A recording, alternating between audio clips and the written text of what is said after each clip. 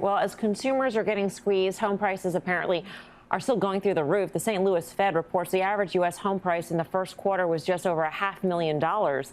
That's a record. But one big player in the real estate market expects housing to hold up. Joe Zeidel is Blackstone's chief investment strategist. Joe, always great to see you. Where are we in the housing market at this point? Well, thank you very much for having me. And I would say that there is very much the risk out there that conditions soften in the housing space, right? We've had this steady drumbeat of bad news over the last couple of months.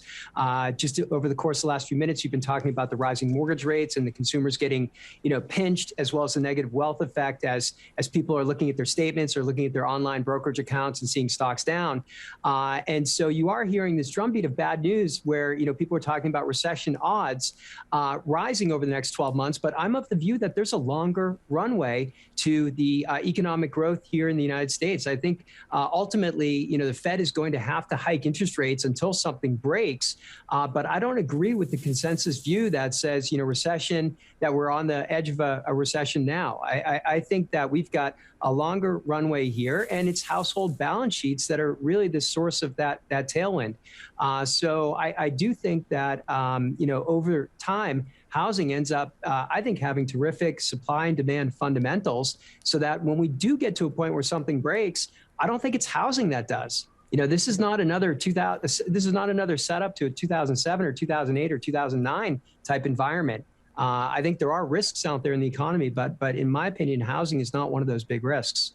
It's sort of, though, mind-blowing, Joe, to think that mortgage rates can go up by this percentage in such a short amount of time without actually cooling the market down by just saying that it's supply-demand dynamics that will support everything. I mean, has there been an additional decrease in supply in the market? I mean, how do we think about this? It just doesn't make any logical sense on paper, at least to me, that you can have this spike in rates and you don't see that cool down. Sure. I think there's a third dynamic to consider, right? One important consideration is going to be home price. Second is going to be mortgage rates. But the third is labor markets. And historically, housing ends up being more highly correlated to labor markets than it is to mortgage rates. And so what I would expect to see is that housing activity is going to slow down because of higher mortgage rates. But when you think about home prices, and if you think about the things that cause home prices to drop, that really ends up being a story of labor markets. As long as the jobs market remains relatively healthy, I think housing will as well. Now, we do have to think about how the jobs market overheating. Clearly that's something that the Fed is dealing with. So I do see some problems down the road. But again, this is not a next 6 months or next 12 months phenomenon. So I think we could see housing activity slow. And certainly we could see home price appreciation. I think that's going to have to level off. But if you think about the factors that are going to cause a drop in home prices, you really have to have, in my opinion, the unemployment rate rising. And I just don't see that anywhere in the next, 3 to 6 or 6 to 12 months. I think we're still in a relatively healthy jobs environment. Hey, JZ, it's Tim. Cool specs, by the way. And when I think about what the Fed is doing right now with their asset bubble, and you look at income or wealth to income ratios, however you want to look at them, they're still extraordinarily high by any measure, higher than they were in 2008. That's the part of it that concerns me, is that the Fed really understands what they did on the way up, and it seems as if they've had enough religion on the way down. Just your view on if the Fed can be as impactful as they claim they're trying to be, because clearly the market has been talked higher, but part of it is your Fed call here.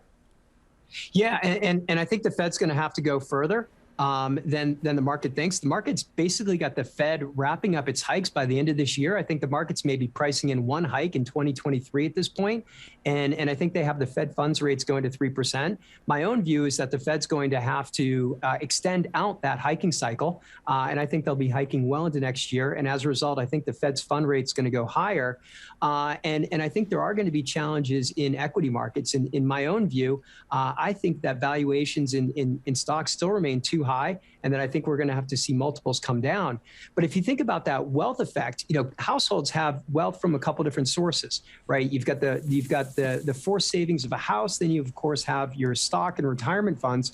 And if you look at the difference between 1999, 2000, when the tech bubble burst, and 07, 08, when the housing bubble burst, the difference between the two is when the tech bubble, when the NASDAQ bubble burst, you had a relatively shallow, quick recession, because relatively fewer people own stocks than own houses.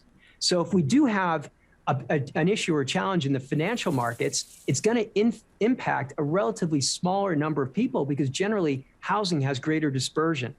So if we're going to look at the catalyst or the culprit to the next sort of economic disruption, markets, maybe NFTs, cryptos, those sorts of things that you were talking about as we were coming on, maybe, but you have very little excess in housing. So, Joe, if the Fed is going to keep raising until something breaks, does that mean that the housing market could break beyond the 6 to 12 months where you say the housing market will remain fine? Sure. Well, if we're to think about the sort of the silver linings here, it's that you don't have a lot of excess in housing. In other words, you haven't had overbuilding, you haven't had a drop in credit or lending standards, and you don't have people using their homes as an ATM the way that they were, in the great financial crisis. And it was really that last part where people were tapping their equity in their homes that caused so many people to go upside down, where the value of their, what they owed was greater than the value of their home. They walked away, they turned the keys to their homes over and they walked away. That negative equity, we're nowhere near that. If you look at HELOCs, the cumulative use of HELOCs today, home equity lines of credit, is still 60% below where it was in 2007. And at the same time, home equity is at an all-time high. So if we think about those things that are going to break, because in my opinion, because you have very little excess in housing, I think you end up having less risk. So you might see home prices generally flatten out. You might have pockets of weakness where home prices in some regions might fall. But the idea of having a national and a prolonged drop in housing as the economy eventually rolls over, I think is still a relatively low probability. Joe, always great to get your thoughts. Thank you. Thanks. Joe Zeidel of Blackstone. Guy, you buy what Jay-Z is selling? Yeah, I know I do, because listen, Blackstone's become one of the biggest, if not the biggest player in the real estate market. So, people will hear me say this and say he's talking his book. Yeah, he is talking his book, but in that case, you should listen, because quite frankly, they're some of the smartest people out there in terms of what Blackstone's been doing. So he's obviously well versed. In terms of the stocks, quickly, and Tim can speak to this as well. You look at a name like Sherwin-Williams, which come off 20%.